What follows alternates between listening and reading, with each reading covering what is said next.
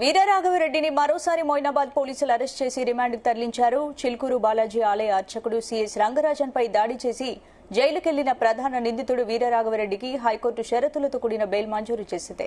ఇక ఇందులో భాగంగా మే 1న మొయినాబాద్ పోలీస్ స్టేషన్లో సంతకం చేసి బయటకొచ్చిన వీరరాఘవరెడ్డి టానా సమీపంలోని టీ కొట్టు వద్ద ఆగగా అక్కడ కొంతమంది చిలుకూరు గ్రామస్తులతో గొడవపడ్డారు. ఈ ఘటనలో చిలుకూరుకు చెందిన రాజుపై ఆయన దాడి చేశారు. దీంతో వీరరాఘవరెడ్డిపై పోలీసులు మరోసారి కేసు నమోదు చేశారు. ఈ కేసులోనే అతన్ని అరెస్ట్ చేసి రాజేంద్రనగర్ కోర్టులో హాజరు న్యాయమూర్తి ఆదేశాల మేరకు వీరరాఘవరెడ్డిని పోలీసులు జైలుకు తరలించారు.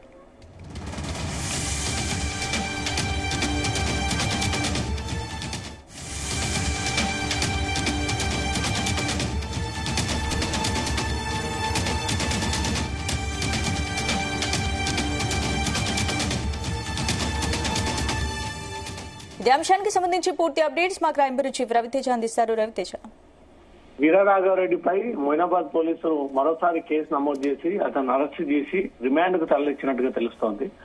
వీరరాఘవరెడ్డి రామరాజ్యం పేరుతో ఒక వ్యవస్థని స్థాపించి దాంట్లో కొంతమంది సభ్యులను చేర్చి పాతకాలం మావోయిస్టులాగా వేషధారణ ధరించి సభ్య సమాజంలోకి వచ్చి ఆలయ అర్చకులని టార్గెట్ గా చేసి గతంలో బెదిరించినటువంటి అనేక సందర్భాలు, తాజాగా చిలుకూరు బాలాజీ టెంపుల్ ప్రధాన అర్చకులుగా ఉన్నటువంటి రంగరాజన్ ఇంట్లోకి వెళ్లి రంగరాజన్ పై దాడి చేసి రంగరాజన్ని అత్యంత నీచంగా వ్యవహరించినటువంటి వీడియోల పైన పోలీసులు సీరియస్ అయ్యి దానిపైన కేసు నమోదు చేసి అతను రిమాండ్ తరలించడం జరిగింది. కోర్టు రాఘవరెడ్డి విషయంలో కండిషన్ బెయిల్ ని మంజూరు చేస్తూ ప్రతి వారంలో ఒకసారి మొయినాబాద్ పోలీస్ స్టేషన్ కు వచ్చి సంతకం పెట్టాల్సి ఉంటుందంటూ కూడా ఈ షరతులతో కూడినటువంటి బెయిల్ మంజూరు చేయడము.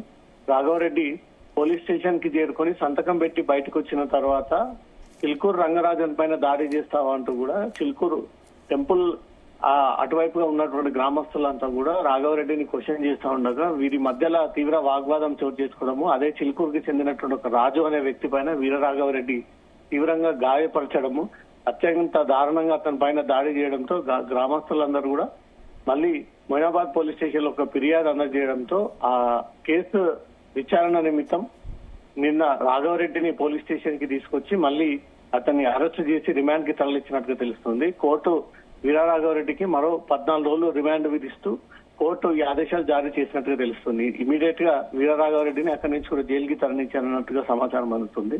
వీరరాఘవరెడ్డి గతంలో ఒక రేప్ కేసులో నిందితుడై ఉండడము, అనేక చోట్ల ఎక్స్టార్షన్స్ కి పాల్పడము, రామరాజ్యం పేరుతో వసూళ్లు దందా ప్రారంభించాడు అంటూ కూడా అతని పైన తీవ్ర అలిగేషన్స్ ఉన్నాయి.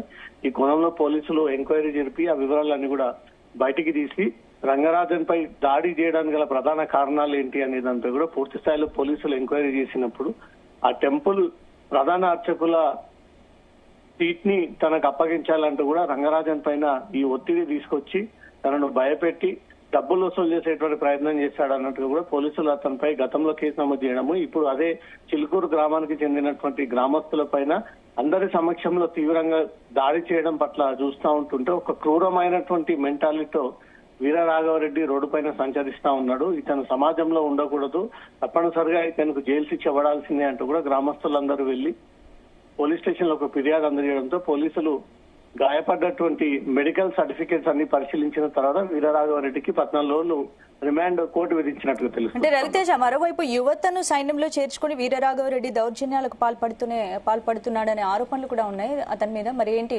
వీటన్నిటి మీద కేసు నమోదు చేశారా? ఈ 2 రాష్ట్రాల్లో అమాయకమైనటువంటి యువతని ధర్మం పేరుతో, సనాతన ధర్మం పేరుతో అందరము కలిసి ఐక్యంగా ఈ ధర్మం కోసం పనిచేయాలన్నట్టుగా కూడా ఒక ముసుగు ధరించి దాని ద్వారా జీతాలు చెల్లిస్తానంటూ కూడా యువకులకు మాయమాటలు మభ్యపెట్టి వాళ్ళకు ఈ డ్రెస్ కోడ్ ఒకటి అంటించి ఆ డ్రెస్ కోడ్ ద్వారా ఎవరైతే 2 రాష్ట్రాలలో కీలక పొజిషన్స్ లో, అది అర్చకులు కావచ్చు, పండితులు, పీఠాధిపతులు, ఆశ్రమాలు నడుపుతున్నటువంటి వారిని టార్గెట్ గా చేసి వారినే ఈ బ్లాక్ మెయిలింగ్ కి పాల్పడి వారి వద్ద డబ్బులు వసూలు చేస్తా ఉన్నాడనే ఒక ఆరోపణలపైనే పోలీసులు అరెస్ట్ చేయడం జరిగింది. పూర్తి స్థాయిలో ఎంక్వైరీ చేసినప్పుడు గతంలోనే వీరరాఘవరెడ్డి పైన ఒక రేప్ కేసు నమోదై ఉండడము, అనేక మంది ఈ పండితులను, అర్చకులను బెదిరించినటువంటి సందర్భాలు కూడా అనేకం ఉన్నాయి. ఎవరు కూడా ధైర్యం చేసి ముందుకొచ్చి ఫిర్యాదు చేయలేదు. ఒక రంగరాజన్ మాత్రమే ఫిర్యాదు చేయడంతో వెనక ఉన్నటువంటి డొంకంతా కదిలి వీరరాఘవరెడ్డి అసలు చరిత్ర అంతా కూడా బయటికి రావడం జరిగింది. చాలా మంది యువకులని ఈ ధర్మం పేరుతో పని చేయాలి అంటూ పిలుపునిచ్చి వారికి జీతాల చొప్పున ఏర్పాటు చేసుకొని వాళ్లకు నెలసరి జీతాలు అంటూ కూడా ఈ ఎక్స్టార్షన్స్, బ్లాక్ మెయిల్, బెదిరింపులు, కిడ్నాప్లకు పాల్పడుతున్నటువంటి వీరరాఘవరెడ్డి పైన తీవ్ర చర్యలు తీసుకోవాలంటూ కూడా ఒక్కొక్కరుగా బాధితులంతా కూడా వెలుగులోకి వస్తా ఉన్నారు. గ్రామస్తులంతా కూడా క్వశ్చన్ చేయడము, గ్రామస్తులందరినీ కూడా కొట్టి దాడి చేసేటువంటి ప్రయత్నం చేయడంతో బాధితులు ఇచ్చినటువంటి ఫిర్యాదు పైన వీరరాఘవరెడ్డి పైన కేసు నమోదు చేసి రిమాండ్ తరలించడం జరిగింది. మళ్ళీ కస్టడీలోకి తీసుకునేటువంటి అవకాశం కూడా ఉంది. స్పందన. Right, thank you Ravitej.